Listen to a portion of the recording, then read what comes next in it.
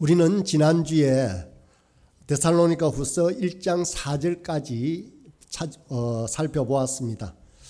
오늘도 4절 상반절에 보면 너희가 견디고 있는 모든 박해와 환난이라는 말이 나옵니다. 데살로니가 교인들은 이 박해와 환난을 잘 견디고 있었습니다. 그런데 5절을 다시 시작하면서 인원이라고 시작이 되어집니다. 여기서 인원이라는 대명사가 지칭하는 것은 바로 박해와 환난을 말합니다. 그런데 이 박해와 환난이 하나님의 공의로운 심판의 표시다라고 말하고 있습니다. 그리고 이어서 이 박해와 환난은 너희들이 하나님 나라에 합당한 자의 표시라는 것입니다. 데살로니가 교인들이 받고 있는 박해와 환난은 하나님의 공의로운 표시이고 또 하나님 나라에 합당한 자의 표시다라는 것입니다. 이어서 5절 하반절에 보면 하나님 나라를 위하여 너희가 또한 고난을 받는다라고 합니다. 환난과 박해와 고난은 하나님의 공의로운 심판의 표시이고 또 견디고 있는 너희들은 바로 하나님 나라에 합당한 자의 표시다라는 것입니다. 여러분, 오늘날에도 교회가 성도들을 가르치면서 아주 많이 언급하는 주제가 바로 고난입니다. 많이 언급하지만 또 자주 잊어버리기도 하는 주제가 고난입니다. 성도의 삶에서 고난은 필연적입니다. 선택이 아닙니다. 신약 성경의 어느 본문을 보아도 예수님을 믿는 순간부터 그 믿음 때문에 반드시 고난을 통과해야 한다는 것을 알 수 있습니다. 고난이 없는 신앙생활은 있을 수 없습니다. 그런데 오늘 본문은 성도가 이 땅을 살아가면서 겪는 고난을 어떤 눈으로 바라보아야 하는가, 우리가 당하는 이 고난이 무엇인지에 대해서 설명하고 있습니다. 아주 중요한 교훈입니다. 바로 성도가 땅에서 당하는 고난은 하나님의 공의로운 표시다라고 먼저 서두를 시작했습니다. 세상 사람들은 하나님이 공의롭지 않은 것처럼 생각하고 하나님이 이 세상에는 관심이 없는 것처럼 고난을 당하거나 환난을 당할 때 그렇게 말을 합니다. 그러나 성도가 이 땅을 살아가면서 믿음으로 인하여 당하는 고난은 하나님이 살아계실 뿐만 아니라 하나님이 얼마나 공의로우신 분이신가를 잘 보여주는 표시입니다. 성도인 우리가 이 땅을 믿음으로 살아가면서 고난을 받기도 합니다. 그때 하나님은 이 고난을 통해서 성도의 삶에 깊이 있게 관여를 하십니다. 5절 하반절에 너희로 하여금 하나님 나라에 합당한 자로 여김을 받게 하련다고 말하고 있습니다. 이 고난이나 이 박해나 환난은 너희가 하나님 나라에 합당한 자로 되게 하기 위해서 그렇게 주시는 것이다라는 말입니다. 하나님 나라의 합당한 자로 저와 여러분이 받아지도록 우리 삶에 개입하셔서 우리를 정금같이 연단시키고 빛나게 하신다는 것입니다. 우리 믿는 사람들도 고난을 싫어하고 두려워합니다. 그래서 하나님께 고난이 아니라 평탄하고 좋은 길만 주시면 하나님을 잘 믿겠다라고 고백하기도 합니다. 하지만 우리는 그런 존재가 아닙니다. 이미 경험한 것처럼 좋은 일이 일어나면 금방 느슨해져 버리는 속성을 가지고 있습니다. 어리석게도 믿음의 귀한 복들을 가치롭게 여기지 못할 때가 있다라는 것입니다. 그래서 때로는 하나님이 우리 삶에 고난을 주시고 그것을 통해서 우리를 빚어가신다는 것입니다. 죄에 익숙해져 있는 우리의 나쁜 습관을 고난을 통해서 걸러내기도 합니다. 하나님의 백성으로 우리를 정금같이 연단시킵니다. 우리를 새롭게 하는 중요한 도구가 바로 고난과 환난과 핍박입니다. 그런 의미에서 고난은 우리에게 주어지는 하나님의 큰 축복입니다. 아픔으로 변장된 축복이라고 할 수 있습니다. 우리는 고난이 없으면 사람다워지지 않습니다. 참된 아름다움이 드러나지 않습니다. 성도가 고난을 통과할 때 하나님은 무관심하신 것이 결코 아닙니다. 예수 믿는 성도의 삶에는 반드시 고난이 있지만 그 고난에는 하나님께서 간섭하시고 역사하셔서 하나님 나라에 합당한 자로 만들고 계시다는 사실을 분명히 알아야만 합니다. 고난은 여러분을 사랑하지 않으시는 하나님의 표시가 결코 아닙니다.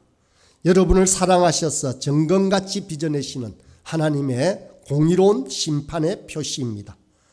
로마서 5장 3, 4절은 이렇게 말하고 있습니다. 다만 이뿐 아니라 우리가 환난 중에도 즐거워하나니 이는 환난은 인내를, 인내는 연단을, 연단은 소망을 이루는 줄 알미로다 라고 말씀하십니다. 환난을 통과할 때 저와 여러분 안에서 참된 그리스도인의 모습이 드러난다는 것입니다. 예수 믿는 사람의 진짜 모습은 고난을 통과할 때 우리 삶에 그대로 만들어지는 것입니다. 우리 주변에서 보면 고개가 숙여지고 본받고 싶은 사람들 대부분은 고난을 통과한 사람들이라고 보면 분명합니다. 그런데 그분들은 그 고난으로 슬퍼하거나 낭망하지 않습니다. 그분들은 그 고난을 기뻐하고 감사함으로 받아들입니다. 고난 없이 자라고 쉬운 길만 걸어온 사람이라면 좀처럼 그 성품이 존경하고 싶은 사람으로 빚어지지는 않습니다.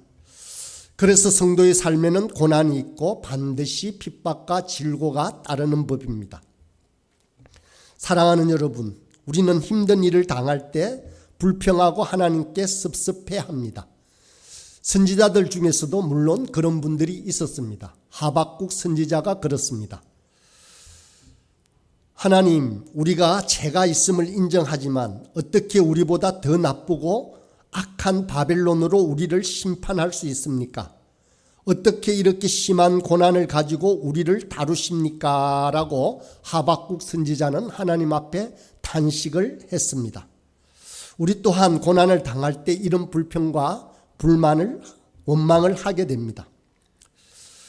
악인들이 오히려 잘 살아가는 것을 볼 때 하나님은 정말 다스리고 계시는 분이 맞으신가라고 하는 의구심을 품게 됩니다.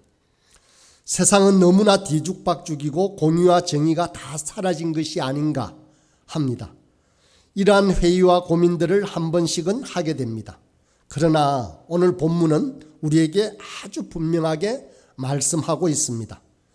여러분과 제가 지니고 있는 이 고난과 환난 자체가 하나님의 공의로운 심판일 뿐만 아니라 때가 되면 하나님이 그 공의로움을 반드시 실행하는 순간이 온다는 것을 굳게 말씀하고 있는 것입니다.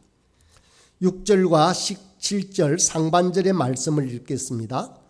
너희로 환난을 받게 하는 자들에게는 환난으로 갚으시고 환난을 받는 너희에게는 우리와 함께 안식으로 갚으시는 것이 하나님의 공이시니. 여러분, 우리는 이 짧은 인생을 살아가면서 하나님이 계신다면 세상이 정말 이럴 수 있는가 하는 좌절을 한 번씩은 경험하고 살아갑니다. 그러나 성경은 우리에게 분명한 메시지를 전합니다. 우리가 살아가는 이 세상이 모두가 아니다는 것을 말합니다. 세상 살아가면서 너무나 불의하다고 느낄 때 그것이 전부가 아니라는 것입니다. 하나님이 통치하는 세계가 분명히 오고 있습니다. 한 걸음 더 나아가서 환난을 받게 하는 자들에게는, 환난을 행하는 그 자들에게는 환난으로 갚으신다는 것입니다. 그리고 하나님의 공의가 실현되는 그 순간이 온다라고 말씀을 하고 있습니다. 이 세상은 아무리 훌륭하고 좋은 정치가가 세워져도 불합리하고 불완전할 수밖에 없습니다. 세상의 어떤 조직도 온전한 조직이 될 수 없습니다. 완전한 조직이 아닙니다. 그러나 하나님의 때가 오고 있다고 성경은 말씀합니다. 악인들이 그 악한 중에 멸망하지 않고 아직도 심판이 시행되고 있지 않은 것은 하나님이 인내하심으로 오래 참으시기 때문입니다. 하나님의 공의가 없어서가 아닙니다. 반드시 그때가 올 것입니다. 사랑하는 여러분, 저와 여러분은 이 불의한 시대를 살아가면서 너무나 많은 사람들이 분노하고 억울해하는 모습을 봅니다. 그래서 그들은 자신이 손해보지 않기 위해서 각자의 방식으로 보복을 행하는 것들을 봅니다. 정말로 그것 때문에 상상할 수 없는 범죄들이 개인의 분노로 생겨나는 것을 계속 사회면을 통해서 봅니다. 요즘에는 막연한 다수를 향한 묻지마 범죄들이 곳곳에 일어나는 것을 봅니다. 이것이 오늘날 이 시대의 아픔과 눈물이라고 할 수 있습니다. 아무 관계없는 사람들을 향해서 그 분노를 쏟아내고 있는 것이 오늘날 사회의 모습입니다. 그러나 여러분, 우리는 그렇게 살지 않아야 합니다. 시대가 어떻게 흘러가도 우리는 절대로 세상의 방식으로 보복하지 말아야 합니다. 우리는 오른밤을 맞으면 왼밤을 돌려대고 오리를 가자고 하면 십리를 가고 겉옷을 구하는 자에게 속옷까지 벗어 주어야 합니다. 우리는 세상과 다른 형태의 삶을 살도록 그렇게 부름을 받았습니다. 세상의 악과 부패가 안 보여서가 아니라 하나님께서 우리를 복의 근원으로 세상을 축복하시도록 부른 줄 알기 때문에 그렇게 살아야 합니다. 그래서 심판의 때까지 인내하고 기다리는 것입니다. 때가 되면 하나님께서는 저와 여러분을 참된 안식으로 인도하실 것입니다. 아무도 우리의 눈물을 지금은 헤아려 주지 못합니다. 때로는 가장 소중한 남편과 아내도 서로를 못 헤아립니다. 자녀들이 우리의 눈물을 헤아리기는 더더욱 어렵습니다. 그래서 때로는 억울하고 아프지만 주님이 우리에게 안식을 주시며 수고했다, 잘했다 하시는 그 순간이 반드시 오고 말 것입니다. 여러분, 마지막이 좋아야 진짜 좋은 것입니다. 우리의 역사는 그 마지막이 정말로 휘황찬란하고 아름답게 맺어질 것입니다. 이 땅에서 지금 여러분이 잠시 좋은 것이 무슨 기쁨이겠습니까? 이 땅에서 여러분이 뭔가를 누리고 뭔가를 성취하고 무엇인가를 경험하는 것이 전부가 아닙니다. 마지막 날 주님께서 참 잘했다, 수고했다 하고 안식을 주실 때가 진짜 마지막입니다. 여러분과 제가 이 땅을 살아가는 동안 얼마나 큰 집에 살고 얼마나 많은 것을 이루었느냐가 우리 인생의 핵심이 아니라는 것입니다. 마지막 날 공의로운 재판관인 그분이 우리를 보시면서 안식으로 갚아주실 때 그것이 우리의 진짜 인생이고 최고의 영광입니다. 그러면 그때가 언제일까요? 7절과 8절에 나옵니다. 환난을 받는 너희에게는 우리와 함께 안식으로 갚으시는 것이 하나님의 공의시니 주 예수께서 자기의 능력의 천사들과 함께 하늘로부터 불꽃 가운데서 나타나실 때에 하나님을 모르는 자들과 우리 주 예수의 복음에 복종하지 않는 자들에게 형벌을 내리시니, 바로 그때는 예수님께서 자기의 능력의 천사들과 함께 하늘로부터 불꽃 가운데 나타나실 때다라고 말씀하고 있습니다. 여러분, 종말에 그 복된 날이 올 때 주님께서 밝히 우리에게 나타나신다는 것입니다. 무엇으로 나타나십니까? 하나님이 얼마나 공의로우신지를 나타내면서 하나님의 정의로움이 얼마나 틀림없는가를 선명하게 나타내시면서 온다는 것입니다. 이 세상 살면서 죄가 드러나지 않고 감추어졌다고 그것을 행복으로 여기면 안 됩니다. 그날에는 아무것도 감추지 못합니다. 다 드러나고 벌거벗은 것처럼 나타나게 됩니다. 그날에는 구원과 멸망이 선명하게 나타나 보입니다. 예수님께서 오시는데 어떻게 오시는가 그 본문에 있습니다. 다시 한번 보면 능력의 천사들과 함께 하늘로부터 불꽃 가운데에 나타나십니다. 능력의 천사는 무엇을 상징합니까? 우리 주님의 권세와 영광을 말합니다. 또 불꽃 가운데 나타나신다고 했는데 불꽃은 무엇입니까? 심판과 형벌을 말합니다. 우리 주님은 초림 때처럼 어린아이로 오시지 않고 천사와 함께 영광과 권세를 가지고 오셔서 심판하시고 형벌하신다라고 말합니다. 이렇게 다시 나타나시는 순간이 올 때 우리는 이 모든 일을 경험하게 된다는 것입니다. 여러분과 제가 믿는 것은 예수님께서 우리를 위하여 죽으실 뿐만 아니라 우리를 위하여 다시 살아나셨다는 것을 믿는 것입니다. 또 살아나신 그분이 반드시 다시 온다는 것을 믿고 있습니다. 예수님이 오셔서 무엇을 하는지 8절에 다시 한번 읽어보면 나옵니다. 하나님을 모르는 자들과 우리 주 예수의 복음에 복종하지 않는 자들에게 형벌을 내리신다라고 했습니다. 여기에서 하나님을 모르는 자들 그리고 주 예수 복음에 복종하지 않는 자들이라고 말하고 있습니다. 두 가지인데 이 두 가지 모습을 안 믿는 사람들을 가리키는 말이라고 할 수 있습니다. 만약에 이 말을 반대로 한다면 무슨 말이겠습니까? 하나님을 모르는 자들이 아니라 하나님을 아는 자들, 또 주 예수 복음에 복종하지 않는 자들이 아니라 우리 주 예수의 복음에 복종하는 자들입니다. 이런 사람이 바로 예수님을 믿는 사람들입니다. 저와 여러분의 신앙에서 가장 중요한 특징이 바로 무엇입니까?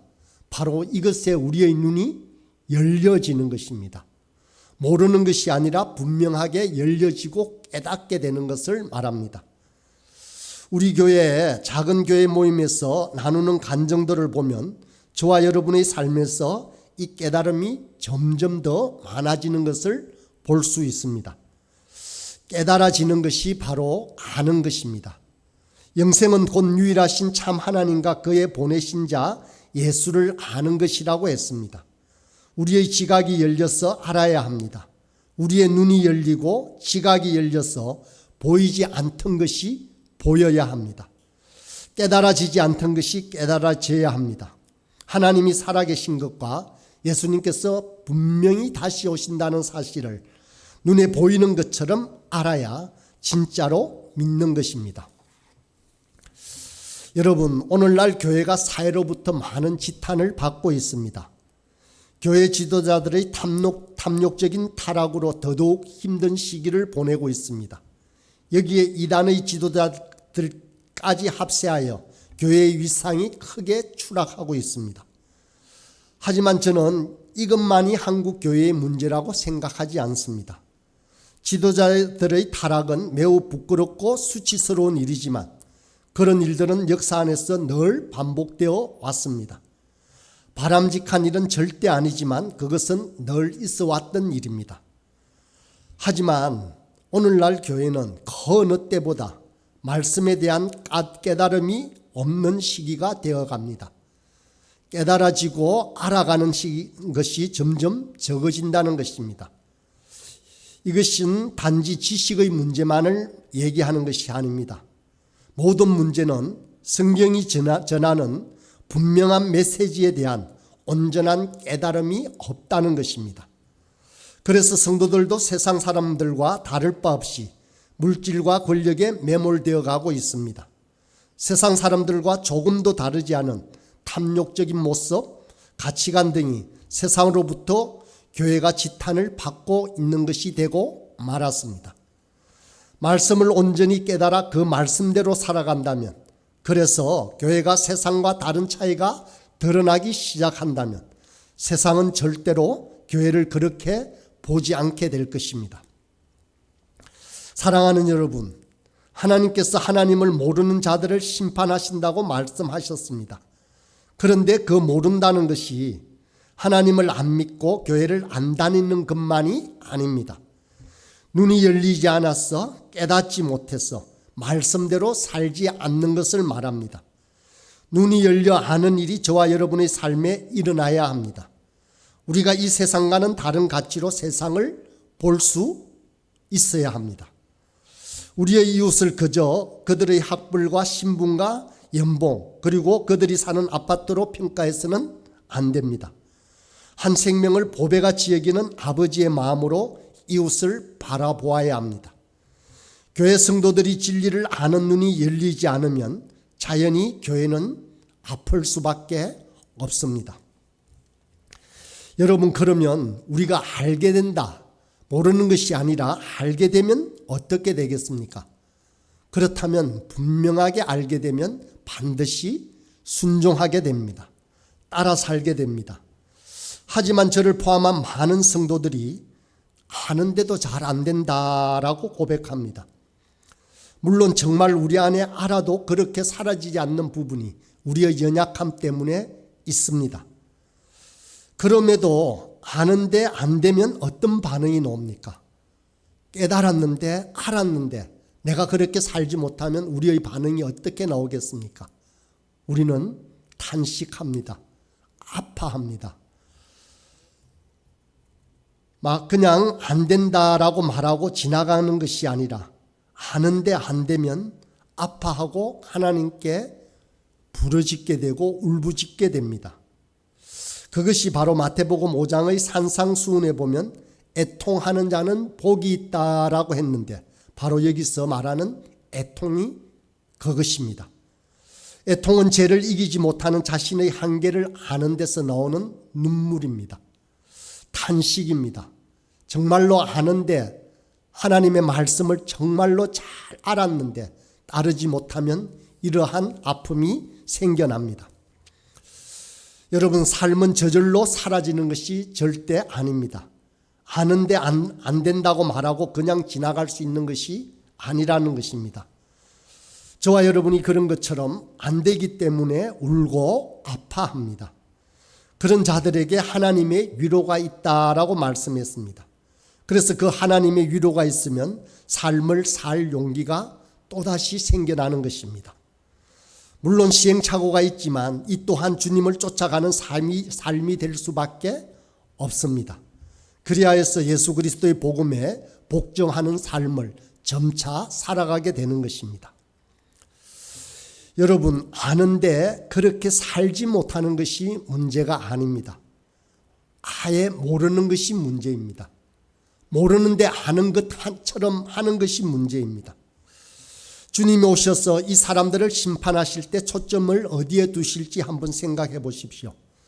하나님을 모르는 자들과 그리스도 예수의 복음에 복종하지 않는 자들을 심판하십니다. 단순하게 모르는 무지가 아닙니다. 하나님께서는 하나님을 알만한 것들을 보여주셨는데도 끝까지 믿지 않고 고의적으로 거스르며 불순종한 자들을 심판하시는 것입니다. 하나님은 불의한 분이 아니십니다. 공의로운 분이십니다. 이런 자들에게 임할 심판이 무엇이겠습니까? 9절에 나옵니다. 이런 자들은 주의 얼굴과 그의 힘의 영광을 떠나 영원한 멸망의 형벌을 받으리로다. 이런 자들은 영원한 멸망의 형벌을 받는다고 했습니다. 주님이 다시 오셔서 심판을 행하실 때는 두 번 기회라는 것은 없습니다. 그때의 심판은 영원한 것입니다. 다시 형벌을 깎아주거나 불쌍하기 때문에 형벌을 멈춰주시는 법은 없습니다.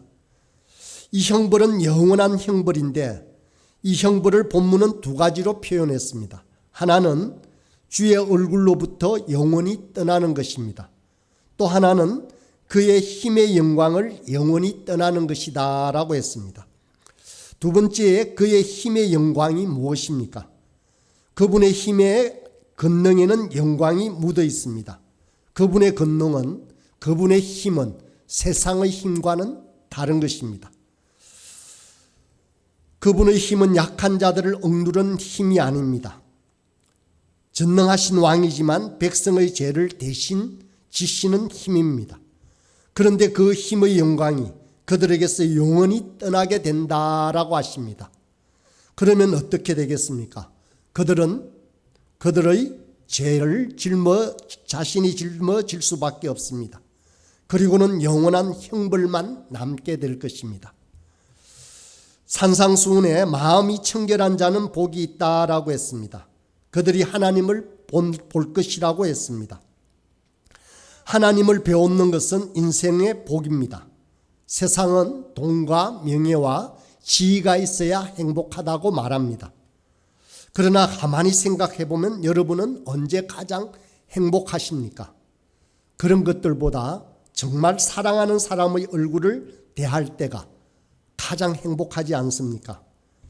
주님의 낯빛으로부터 나오는 자비와 긍휼과 사랑이 끊어지는 것을 보면 이 모든 것을 잃어버리는 것이 되고 말 것입니다.